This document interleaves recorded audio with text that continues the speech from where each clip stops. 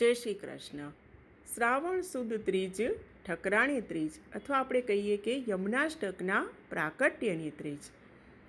મહાપ્રભુજી વ્રજના મહત્તમ સ્થાનો દમલાજીની સાથે રહી અને પ્રકટ કરી રહ્યા છે.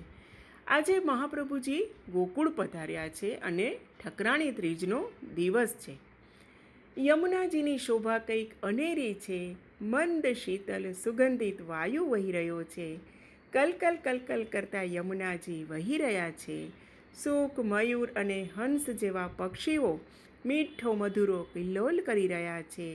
આસપાસ જે યમુનાજીના કિનારાઓ પર જે વૃક્ષો છે ઉગેલા છે, વન જેવું જે છે, એ વૃક્ષોમાં જે પુષ્પો આવેલા છે એ જળમાં પડી પડી અને જાણે યમુનાજીનું પૂજન કરી રહ્યા હોય એવું લાગી રહ્યું છે.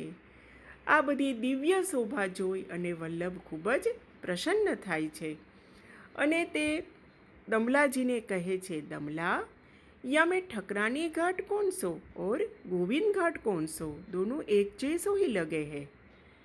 તો આ રીતે શ્રી મહાપ્રભુજી દમલાજી સાથે જિજ્ઞાસા પ્રકટ કરી રહ્યા છે અને કહીએ તો પૂછી રહ્યા છે.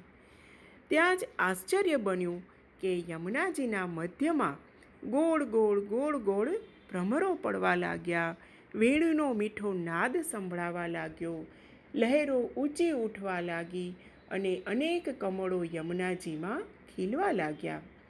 અને યમુનાજીના જલ પ્રવાહમાંથી મુકુટ કાચની ધરેલા 16 વર્ષના યુવતી સ્વરૂપ સાક્ષાત શ્રી યમુનાજી પ્રકટ થયા. બોલીએ શ્રી શ્યામ સુંદર શ્રી યમુને મહારાણીજી કી છે. એક એક ચરણ પધરાવતા પધરાવતા યમુનાજી શ્રી વલ્લભની નિકટ પધાર્યા. જ્યાં ચરણ પધરાવતા જાય ત્યાં ત્યાં કમળ ખીલતા જતા હતા. મહાપ્રભુજી પોતાના દિવ્ય લોચનથી આ તુર્યપ્રિયા શ્રી યમુનાજીના સ્વરૂપનું પાન કરવા લાગ્યા.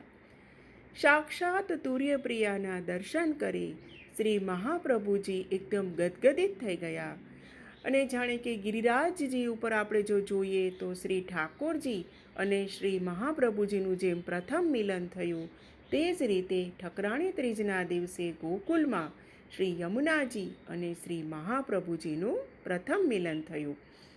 કમળની છડી લઈ અને શ્રી યમુનાજી પધાર્યા અને કહ્યું, વલ્લભ, આ ગોવિંદ ઘાટ છે અને આ ઠકરાણી ઘાટ છે.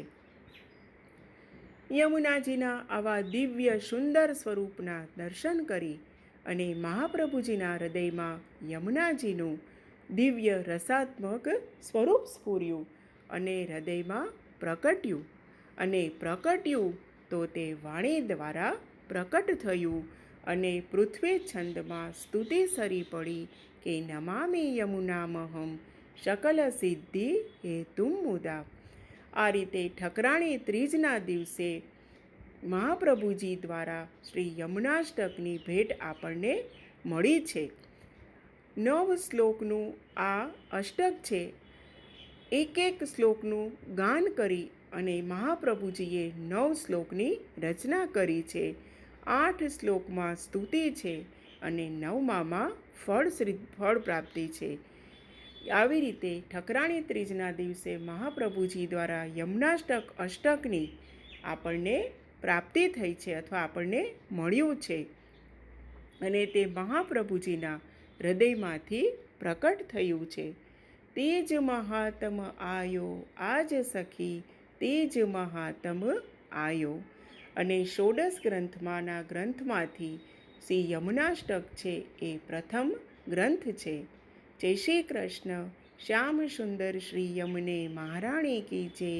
શ્રી વલ્લભાધીશ કી જય. જય શ્રી કૃષ્ણ.